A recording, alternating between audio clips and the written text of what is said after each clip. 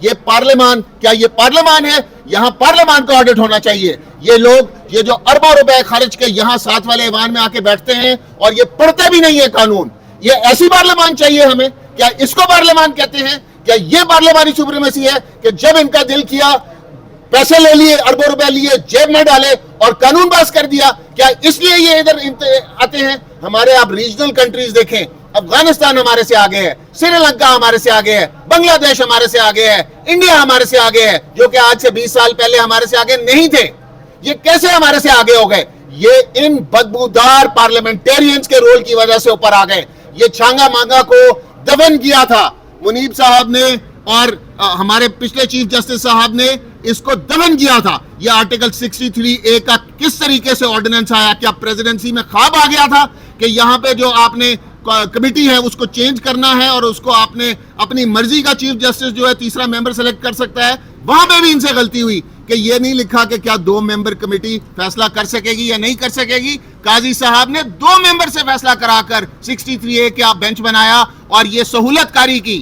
یہ خالی ایک سہولت کاری نہیں کی، انہوں نے ملٹری کورٹس والے کیس میں بھی اس کو پینڈنگ رکھا، آج تک تاریخ نہیں لگنے دی اور اپنی من مرضی کے بینچ سے اس کو سسپینڈ کرایا اس کے اسٹے کو. یہ کالا داغ ہمارے اوپر ہے. اس کے ہم سخت قوم سے شرمندہ ہیں کہ ہم زیادہ طریقے سے ان کی مذمت نہیں کر سکے، مگر ہم یہ اپنی قوم کو بتانا چاہتے ہیں کہ ہم اپنی اکاؤنٹیبلٹی کریں گے. میرے وکلا بھائی اپنی اکاؤنٹیبلٹی کریں گے اور ہم عہد کرتے ہیں کہ آئندہ اس قسم کے کسی بھی انسان کو اپنی صفوں میں نہیں بیٹھنے دیں گے. اور میں اوپر بیٹھے ہوئے باقی ججز کو بھی وارن کرنا چاہتا ہوں کہ جس مرضی کورٹ کو وہ سمجھ لیں کہ وہ جس کورٹ میں بھی بیٹھ رہے ہیں، اگر انہوں نے فنڈامنٹل رائٹس کو سامنے رکھتے ہوئے عوام کی فلاح و بہبود کے مطابق فیصلے نہ کیے تو ہم ان کو گھیراؤ بھی کریں گے، ان کا احتساب بھی کریں گے. اور ہم اس حکومت کو وارن کرتے ہیں، یہ حکومت ڈی فیکٹو حکومت ہے، یہ حکومت لیجٹیمیٹ حکومت نہیں ہے. ان کو ہم وارن کرتے ہیں کل کو یہی سانپ ان کے گلے میں پڑے گا اور جب یہ کالے کوٹ کی سپورٹ ڈھونڈیں گے تو ہم ان کا ساتھ نہیں دیں گے.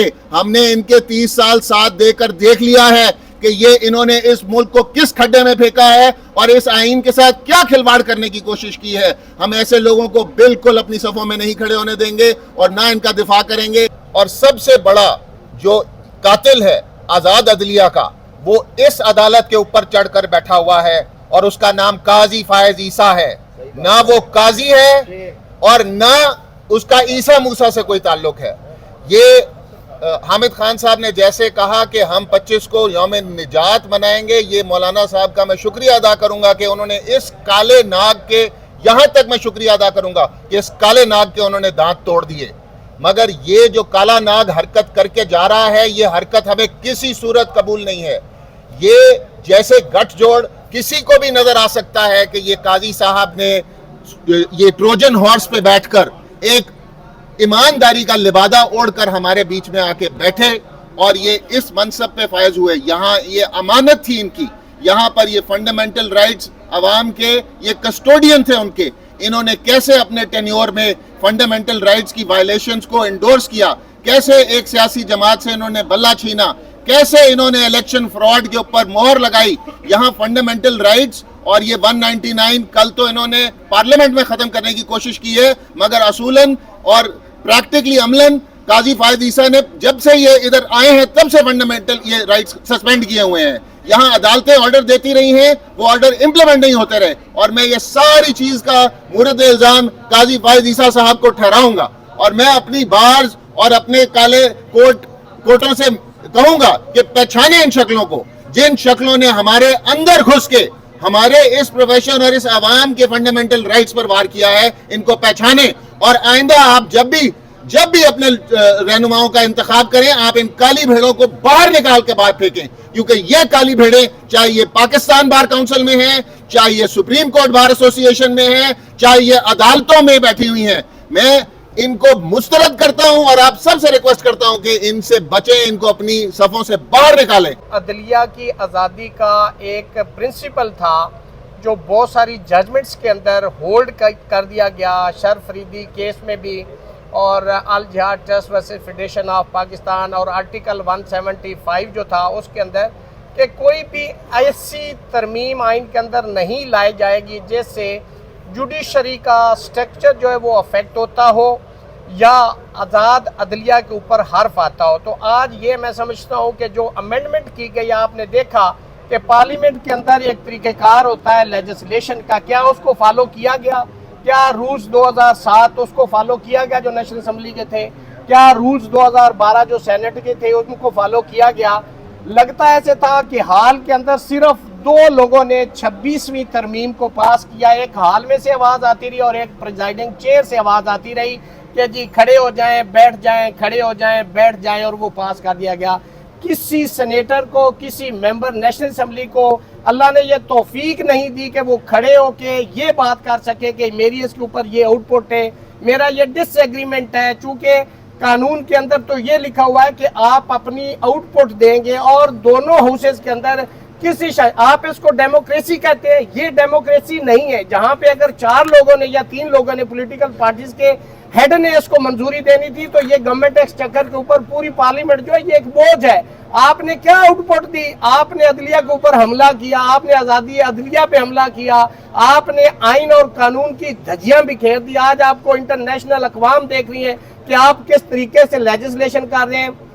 इस तरह तो जनरल लेजिस्लेशन भी नहीं होती। जिस तरह आपने कॉन्स्टिट्यूशन को चेंज कर दिया है, कॉन्स्टिट्यूशन को दरियाफ्त बुर्द करने की कोशिश की है। आज़ाद अदलिया पे there is no compromise at all. वाज़े पैगाम है बिल्कुल, जैसे सब ने कहा, और मैं तमाम पॉलिटिकल एफिलिएशन से बालातर होके मैं ज़ाती तौर पे ये बात करूंगा कि मेरा किसी पॉलिटिकल पार्टी से ताल्लुक नहीं है। मेरी पॉलिटिकल पार्टी काला कोट है और काला कोट इंशाल्लाह आज़ाद अदलिया के लिए जान भी कुर्बान करेगा।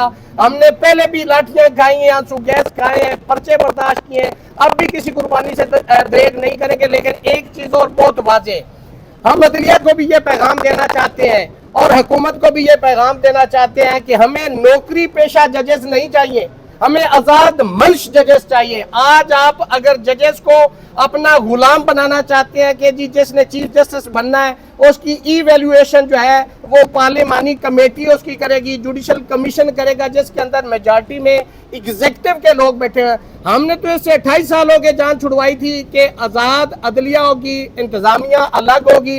आज फिर से 28 साल के बाद अदलिया की फिर इंटरफेरेंस जो है इंतजामिया की अदलिया के अंदर की जा रही है, जो कि मैं समझता हूं कि बुनियादी प्रिंसिपल जो कॉन्स्टिट्यूशन के है और आइन के है उसके बिल्कुल खिलाफ है। हम किसी तौर पे हम आज़ाद मंश जजेस को कहेंगे कि वो आज़ाद मंश हो, वो ये ना हो कि सिर्फ चीफ जस्टिस बनने के लिए उनको अपीज करते रहे, उनकी खुशामदें करते रहे और वो फैसले उनकी मर्जी और मंशा के मुताबिक करे। हम ऐसी अदलिया चाहते हैं जो आइन और कानून पे फैसला दे, बाहर क़यामत आती आ जाए वो आइन के साथ खड़े हों, वो रूल ऑफ लॉ के साथ खड़े हों। चूंकि किसी भी मुल्क के अंदर अगर आइन और कानून की बालादस्ती नहीं है वो मुल्क और कौमें तरक्की नहीं कर सकती। मैं समझता हूँ कि जिस मुल्क के अंदर रूल ऑफ लॉ नहीं है वो इंसानों का मुआशरा नहीं है। हम इस मुल्क के अंदर रूल ऑफ लॉ चाहते हैं, हम इस मुल्क के अंदर ट्रू डेमोक्रेसी चाहते हैं, कंट्रोल डेमोक्रेसी नहीं चाहते। हम इस मुल्क के अंदर आइन की सुप्रीमेसी चाहते हैं। हम सबको ये पैगाम देना चाहते हैं, पूरे पाकिस्तान के वकला, डॉक्टर, इंजीनियर, तलबा, सिविल सोसाइटी, कि आप निकले, आप इस मुल्क का तहफ़्फ़ुज़ करें, इस आइन का तहफ़्फ़ुज़ करें, इस अदलिया का तहफ़्फ़ुज़ करें, इसके साथ खड़े हूँ, शाना बशाना खड़े हूँ। अगर ये आज अदलिया बात जाती है और आइन अपनी असल जगह पे जाता है तभी ये मुल्क तरक्की कर सकता है, तभी ये कौम तरक्की कर सकती है और तभी हम ये कह सकते हैं कि हम आज़ाद मुआशरे में रह रहे हैं। हमारी तहरीक शुरू हो चुकी है, हम सब मुत्तफिक है पाकिस्तान में, सिर्फ उसको हमने फाइनलाइज करना है। हम सारे खैबर तक कराची सारे बुकला से हमने मुशावरत कर ली है और कह रहे हैं वो एक बात एजेंडे पे वो कायम है। वो एजेंडा ये है कि ये हम एस्टेब्लिशमेंट वाली तरमीम हम नहीं बर्दाश्त करेंगे, क्योंकि हम समझते हैं पार्लियामान और हुकूमत भी ताबे है एस्टेब्लिशमेंट के। तो ये तरमीम हम रिजेक्ट करते हैं कि एस्टेब्लिशमेंट बेस्ड तरमीम है। हम अपने सुप्रीम कोर्ट को बहाल कराएंगे इंशाअल्लाह, उसकी अपनी हसल आदत में हम लगता है। देखिए अगर आइन के साथ आपने खिलवाड़ किया है, आइन एक डॉक्यूमेंट है जिसको आपने याद होगा 1956 का जब आइन तोड़ा एक मार्शल लॉ डिक्टेटर ने तो पाकिस्तान टूट गया। आज 73 का आइन जो कंसेंसस से तो हमारे सीनियर मौजूद हैं जो उस वक्त स्टूडेंट्स थे या पढ़े थे, उन्होंने देखा कि भुट्टो साहब ने वो आइन बनाया और कितनी, और उनके पास फ्रूट मेजॉरिटी थी ब्रूट का लफ्ज इस्तेमाल हुआ है, उनके पास ब्रूट मेजोरिटी थी। अभी तकरीर में कहा गया कि हम ब्रूट मेजोरिटी से पास कराएंगे तकरीर, उनके पास भी थी, लेकिन उन्होंने 1 साल लगाया पूरा आइन बनाने में। 14 अगस्त 1973 का बना। वो नहीं चाहते, अपना मर्जी का आइन नहीं बना सकते थे, लेकिन नहीं, उन्होंने कंसेंसस के साथ कुत्तों ने बनाया। हम उस आइन के दिफा करेंगे, वही हमारी हरी किताब है, उसको हम उसके पास करेंगे। तो मेरी आप सबसे दरख्वास्त है, और देखिए आप लोग भी इससे अफेक्टेड है, जर्नलिस्ट, क्योंकि सबसे ज्यादा तो अताब आप पे गिरता है, और आपको फिर इन अदालतों में जाएंगे जहाँ कॉन्स्टिट्यूशनल कोर्ट्स के जजेस जो होंगे वो इनके मर्जी के बने हुए होंगे, कहाँ इंसाफ मिलेगा। आपने इंसाफ को कल दफन करने की कोशिश की है, लेकिन इंशाअल्लाह ये कामयाब नहीं होंगे। इसके साथ मैं आपका शुक्रिया अदा करता हूँ।